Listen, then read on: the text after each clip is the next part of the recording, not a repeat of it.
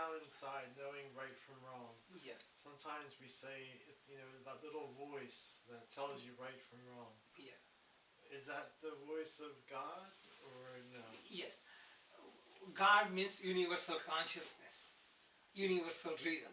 So inner voice, intuition is in line with dharma.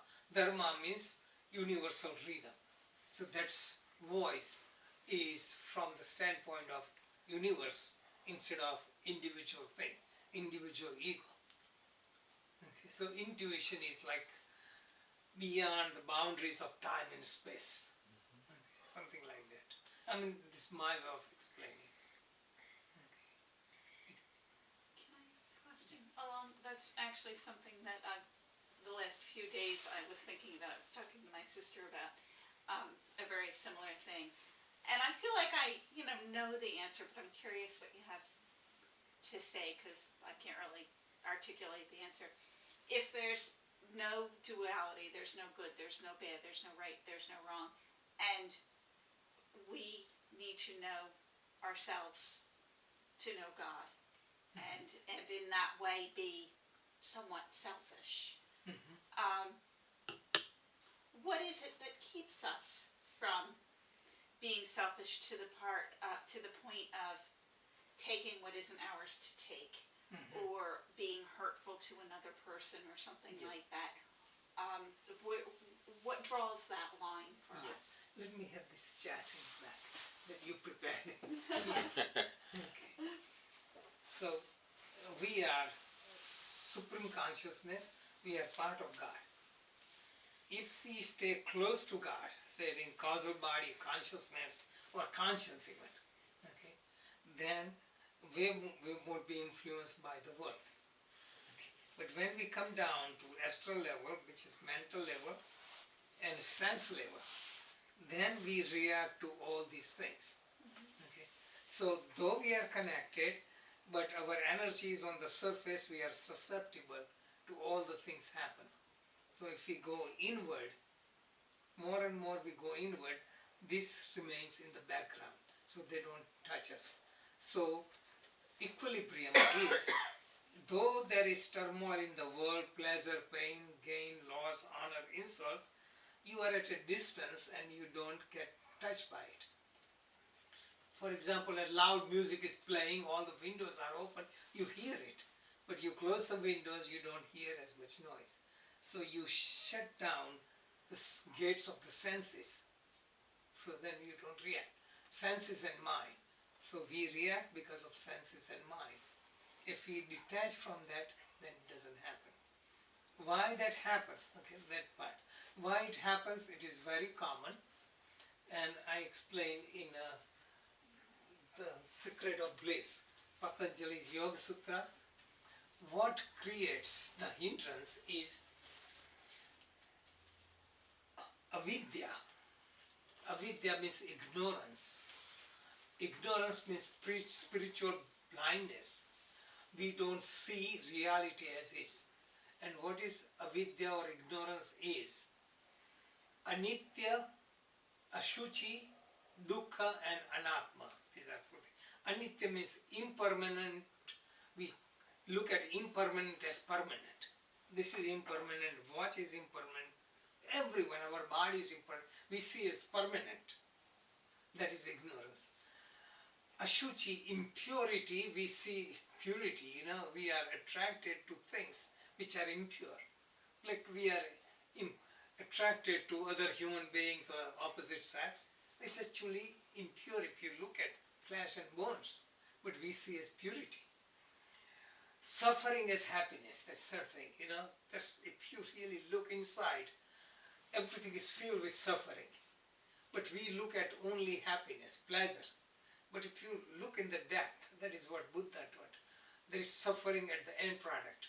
But we see only pleasure part. We don't see the pain part. And anatma, that means non-self as self. Other than self, pure self, universal self is anatma. So human beings, animals, everything is non-self we consider as self. That is, these four things is called avidya or ignorance. Second thing is asmita or ego. asmita or ego. Ego means I consciousness. I consciousness itself is pure consciousness, which is desirable. But druga, drak, drashya, ekatmata eva asmita.